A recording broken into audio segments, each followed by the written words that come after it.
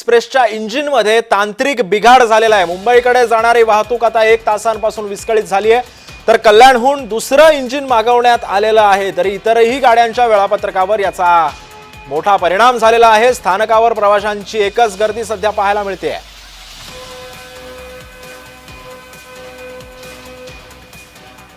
त्यामुळे आता पाहतोय गेल्या 1 तासांपासून रेल्वेची ही वाहतूक जी आहे ती विस्कळीत झालेली आहे। उंबरमाळी रेल्वे स्थानकाजवळ एक्सप्रेसच्या इंजिनमध्ये तांत्रिक बिघाड झाला आणि आता हेच इंजिन पुन्हा नेण्यासाठी तिथून रुळावरून हटवण्यासाठी आणखी एक इंजिनाच्या मदतीने ते आता इंजिन हटवलं जातंय।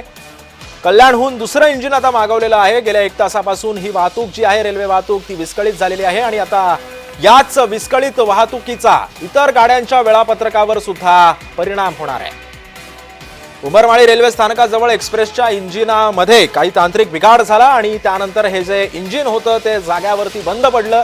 आता हेच इंजिन पुन्हा रुळावरून बाजूला करण्यासाठी नाशिकवरून सुद्धा कल्याणवरून दुसरं इंजिन मागवलेलं आहे। गेल्या 1 तासापासून याच मार्गावरची जी रेल्वे वाहतूक होती ती विस्कळीत झालेली आहे। याच विस्कळीत झालेल्या वाहतुकीमुळे आता इतर रेल्वे गाड्यांच्या वेळापत्रकावर सुद्धा परिणाम होणार आहे। मुंबईकडे जाणारी वाहतूक गेल्या 1 तासांपासून आता विस्कळीत झाल्याची माहिती मिळते आहे।